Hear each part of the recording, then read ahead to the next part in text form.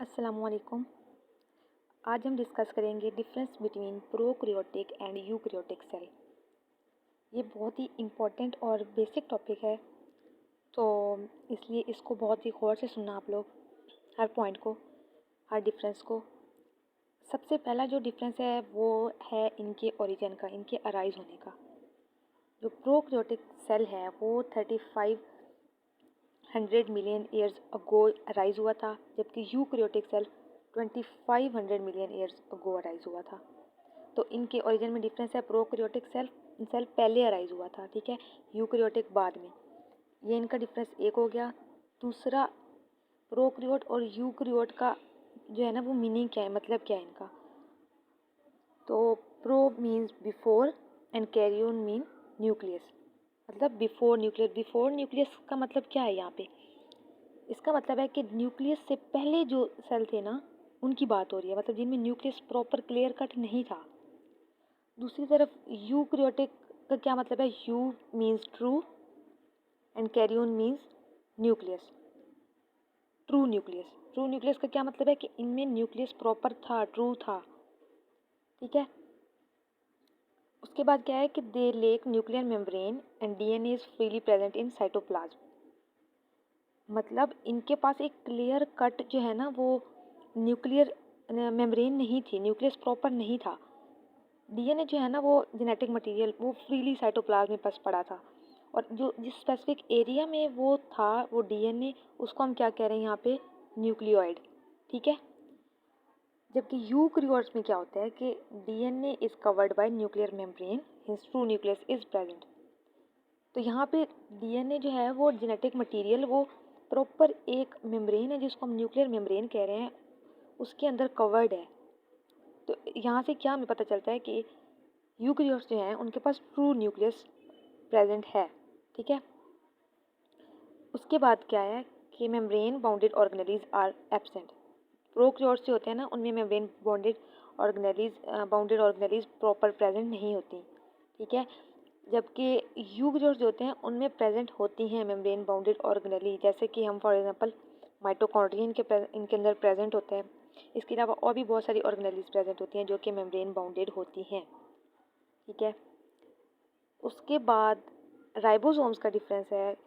Prokaryotes में 70S ribosomes होते हैं, जबकि यूकैरियोट्स में 80S राइबोसोम्स का जो साइज़ है ना वो प्रोकैरियोट्स में 70S होता है, जबकि यूकैरियोट्स में 80S होता है। अब S का यहाँ पे क्या मतलब है? S एक यूनिट है, और राइबोसोम्स क्या है? प्रोटीन सिंथेसिस की फैक्ट्री, प्रोटीन सिंथेसिस की फैक्ट्री होते हैं जहाँ पे प्रोटीन्स ये बनाने में रोल प्ले करते हैं, ठीक है। ओके, नेक्स्ट डिफरेंस है chromosome are composed of only DNA. ये किस में होता है? यूकैरियोट की हम बात कर रहे हैं, इनमें क्रोमोसोम सिर्फ डीएनए पे मुश्तमिल होता है, ठीक है। जबकि जो यूकैरियोट्स है ना उनमें प्रोटीन और डीएनए से मिलके बने होते हैं क्रोमोसोम्स, ठीक है। Cell wall made up of murein. Prokaryotes में म्यूरिन से सेल वॉल मिलके बनी होती है, जबकि यूकैरियोट्स में अब सेल वॉल जो होती है वो एनिमल्स में तो एब्सेंट होती है, लेकिन यहाँ हम बात करेंगे प्लांट्स की, कि प्लांट्स में ये सेलुलोज से मिलके बनी होती है और फंजाई में ये काइटिन से मिलके बनी होती है। मतलब डिफरेंट जो है ना मटेरियल से मिलके बनी होती है, ठीक है। प्लांट में डिफरेंट होता है, फंजाई में डिफरेंट होता है। ओके, अब रेस्पिरेशन अकर इन मीजोसोम्स। अब रेस्पिरेशन क्या होती है?